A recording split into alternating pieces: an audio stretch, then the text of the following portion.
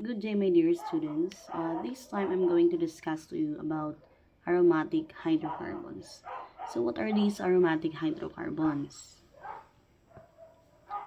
Aromatic hydrocarbons are the third class of unsaturated hydrocarbons. And since they are the third class, may we have a review of the second and the third class or the previously considered aromatic hydrocarbons. So for the alkenes, those are the double band. And for the alkynes, those are the different unsaturated hydrocarbons with triple bands. Now we are gonna move on about aromatic hydrocarbon. So an aromatic hydrocarbon is an unsaturated cyclic hydrocarbon that does not readily undergo addition reactions. And a consideration of the bonding present in benzene, the simplest aromatic hydrocarbon, is the key to understanding the special type of bonding. So this one has a very special type of bonding with a molecular formula of C6H6. Okay? And this structural formula represents the following. We have C6, 1, 2, 3, 4, 5, and 6. We also have 6 hydrogen atoms. It is represented by the blue dots here. 1, 2, 3, 4, 5, and 6 as well. Now, in other words, is the structural formula that involves 6 membered carbon ring in which 3 double bonds are present. So, in this structure, as you can see, just imagine that this structure have 3 double bonds. One in here. I'll just draw those 3 double bonds. And another double bond. Now, counting these 3, we have 1, 2, and 3 double bonds. Okay? Moving on to the next one. Now, it is denoted by this structure. As you can see, in the expanded structural formula, we have 3 double bonds, 1, 2, and 3.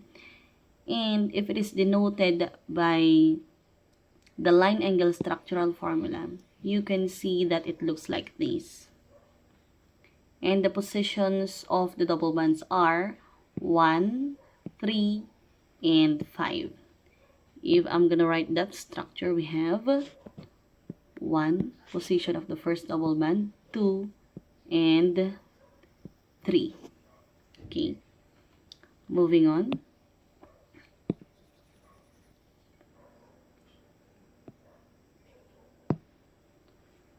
The equivalent nature of the carbon-carbon bonds in benzene is addressed by considering the correct bonding structure of benzene to be an average of 2 triene structures. Now, we can notice that in our structure here, we can see that we have different notations. Now, an alternative notation for denoting the bonding in benzene, a notation that involves a single structure, is this one. So, instead of using 3 double bonds, 1, 2, and 3 double bonds, you can denote the benzene ring as this. So, the name of this structure, this aromatic hydrocarbon, is benzene ring. An alternative notation for denoting the benzene ring is this one, circle in the ring structure for benzene. Why? Why do we have to use this structure? Because it represents the localized bonds. The localized bonds are covalent band in which electrons are shared among more than 2 atoms. So it means that the electrons that are running around this one are being shared by 2 or more than 1 atom. So the structure is represented by this notation. An aromatic ring system is a highly unsaturated ring system. Why is it again? Unsaturated siya kasi meron siyang double bonds and at the same time it has localized and delocalized bonds that are present. Now moving on to naming of the different aromatic hydrocarbons, we also follow the IUPAC nomenclature. So, we have here benzene derivatives with one substituent. So, this is the first one. The IUPAC system of naming the mono-substituted benzene. Mono-substituted, ibig sabihin, mono means one. Ibig sabihin, iisa lang ang kanyang substituent or there is only one branch. Here, in our first example, I will take fluorobenzene first. Now, are you looking at your screen? Titignan natin, mapapansin ninyo that it has only one derivative or it has only one branch which is fluoro. And in naming this one, you just have to write fluoro because there's only one derivative or there's only one substituent and then write the surname which is benzene. Next, we also have this structure. Let's take the last one. What do you call this branch? Since it has two carbon atoms, 1 and 2, now the name of that branch is what we call ethyl. We use the prefix eth. Okay? So we're gonna name this structure as ethyl benzene. I repeat, the name of this structure is ethyl benzene because we have an ethyl group of atoms and we have your benzene ring. Kaya ang pangalan nito ay ethyl benzene. Moving on to our next structure, we also have halogenated benzene ring. Another monosubstituent is your chlorine. Kaya ang pangalan nito ay chlorobenzene. I repeat, the name of this one is chlorobenzene. Okay, moving on to our next slide. Few monosubstituted benzenes have names wherein the substituent and the benzene ring taken together constitute a new parent name. Now, kapag pinagsama mo daw si benzene ring, this is your benzene ring. Pag pinagsama mo si benzene ring at si methyl na branch, ang pangalan niya, if you are gonna take it as one, we are gonna call this one as toluene. I repeat, the name of this structure is what we call toluene, and it is not named as methylbenzene. Now, if there is two carbon atoms which are double banded and it is connected with a benzene ring, the name of this structure, you are gonna take it again as a whole, tatawagin natin siyang styrene. Let's apply the name toluene later on, okay? So we have here, for monosubstituted benzene rings, as you can see, in our structure, we have different locations of carbon, of chlorine rather. We have this one, this one, this one, and this one. Now, for monosubstituted benzene rings that have a group attached that's not easily named as a substituent, the benzene ring is often treated as a group attached to it. Ang tawag mo sa benzene ring na isang attachment o sa isang benzene ring na sanga, tinatawag natin itong phenyl. I repeat, the name of the benzene ring that is considered an attachment is what we call phenyl. Okay? Pag naging sanga si benzene ring, tinatawag natin itong phenyl. Okay, we have here an example. So, our parent chain is this one. I'm gonna number the different carbon groups in our parent chain. We have number 1, 2, 3, and 4. Why did I number on the left side? Bakit ako nag-number dito sa left side?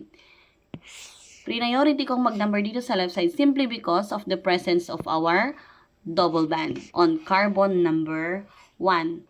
Now, kung mapapansin natin, in this structure, we notice that phenyl is not our parent chain, but rather, it acts as our attachment or branch. Kaya, ang pangalan ni benzene ay hindi benzene. Ang ipapangalan natin sa kanya ay phenyl. Since our benzene ring is located in the third carbon atom, kaya, ang pangalan nitong structure na to ay 3, which is this one, 3-phenyl.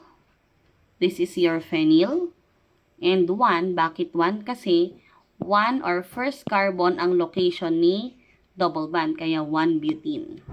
Butene because it has 4 carbon atoms. 1, 2, 3, and 4. Okay. Next slide. What about if your benzene has two substituent? Or paano kung sa benzene ring mo, meron siyang dalawang sanga? Now, there are different isomeric structures that are possible for that. In fact, we have 3. So, unahin natin ito. Kung mapapansin ninyo, the location of the attachments or the branches are 1 and 2. And for another example, we have the location 1 and 3. And for our last isomeric structure na pwedeng mangyari ay 1 and 4. And there are rules in naming this one. So, titignan natin ano ang pwedeng maging tawag natin kay 1 and 2 substituent, 1 and 3 substituent, and 1 and 4. But take note people, ang example po na to, they should have the same, okay? They should have the same attachment or same branch dapat para mag-apply tong rule na to. So, same branch siya. So, when numbers are used, the isomeric dichlorobenzene have the first listed set of names. So, mapapansin natin dito, we have chlorine 1 and chlorine located in carbon number 2. Ang pangalan nito ay pwede natin siyang i-denote as 1,2-dichlorobenzene or pwede rin natin siyang tawagin na ortho-dichlorobenzene. Kapag naman yung ating attachment ay present kay carbon number 1 at kay carbon number 3, pwede natin siyang tawagin na 1,3-dichlorobenzene or pwede natin siyang tawagin meta-chlorobenzene. Once again, if the location of the attachments are in carbon numbers 1 and 3, ang prefix na pwede natin gamitin is meta.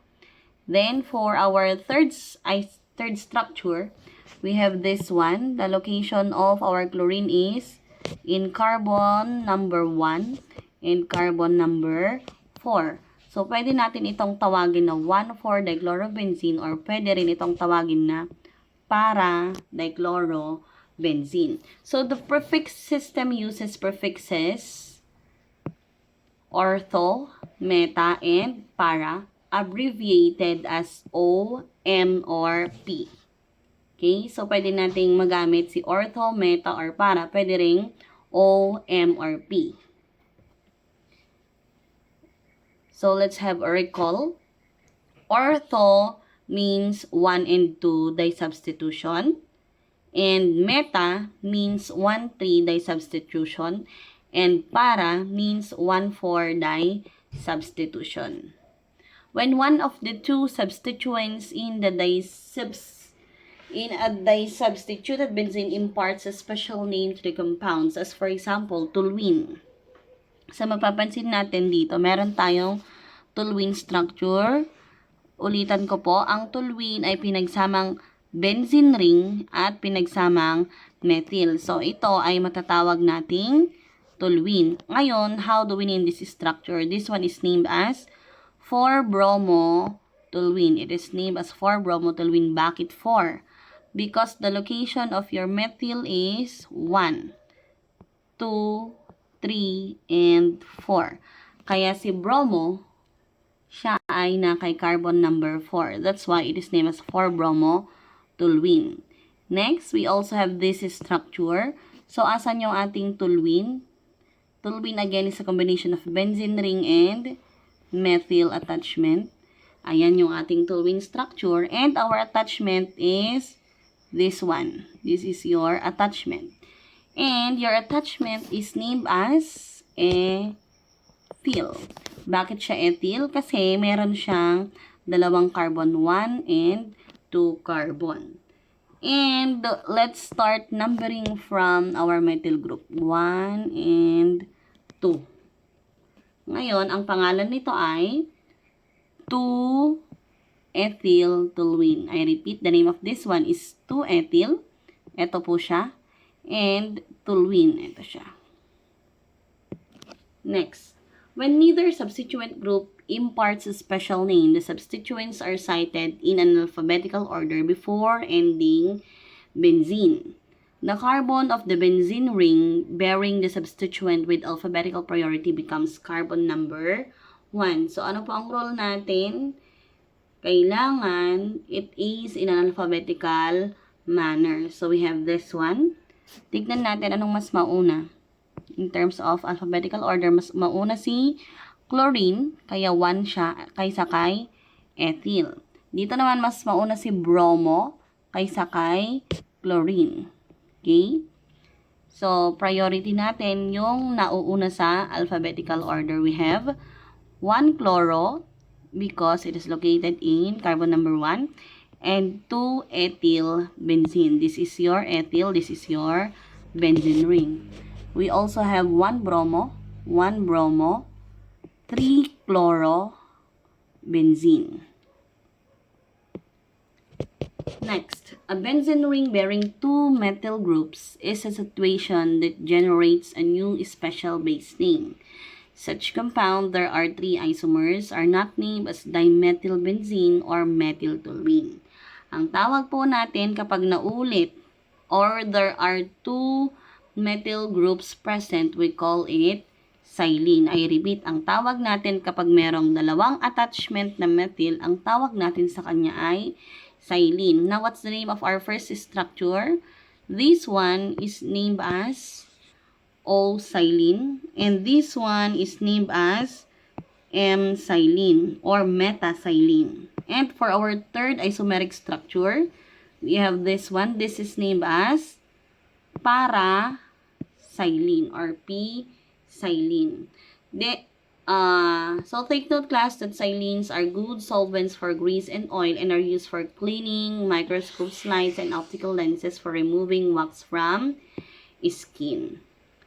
Next, benzene derivatives with 3 or more substituents. What if our benzene ring, this one, has 3 or more derivatives? So, ano ang rule na gagawin natin?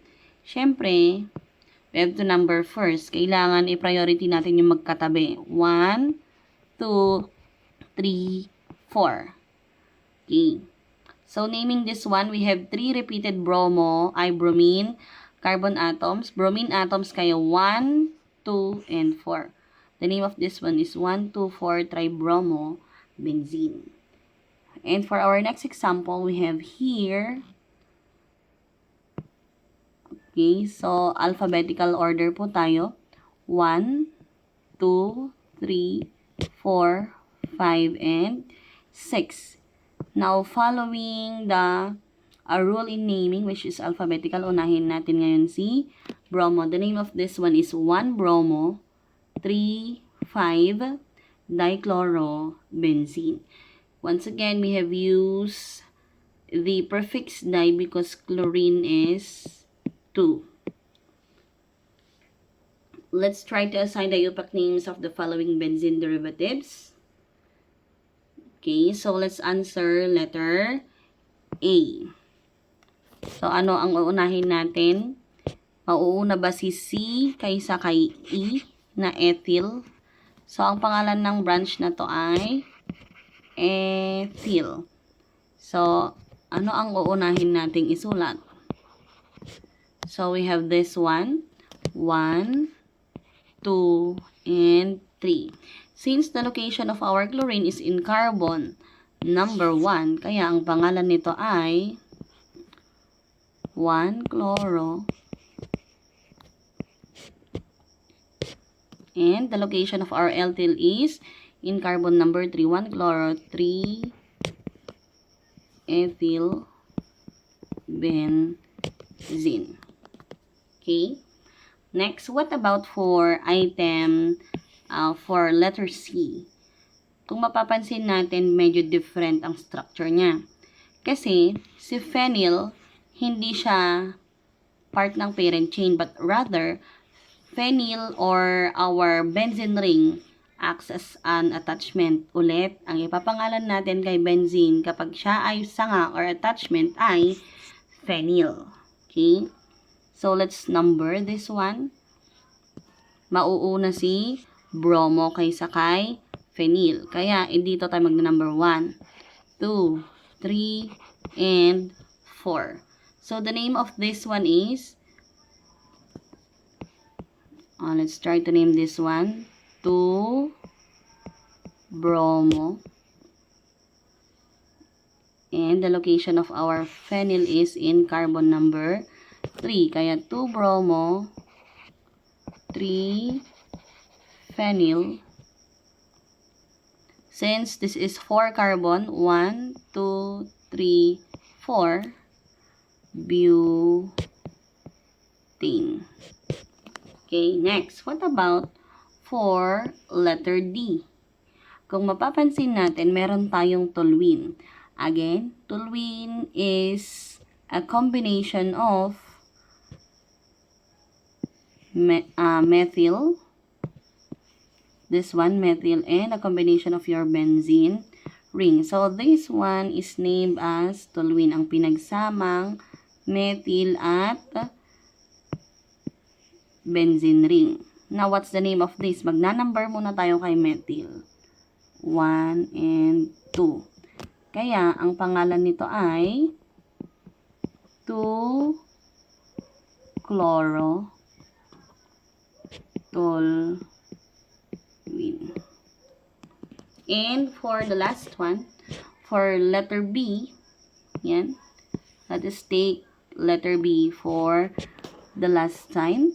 So, saan muna tayo magne-number? Kay B. 1, 2, 3, 4, 5, and 6. So, what's the name of our structure? 1-bromo,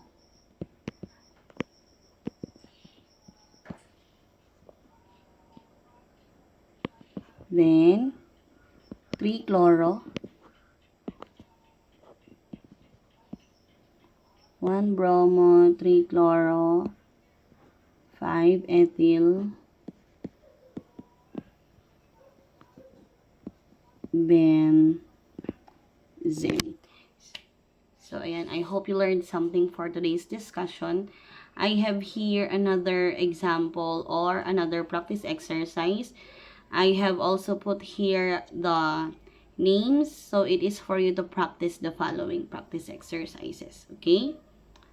So, we have here different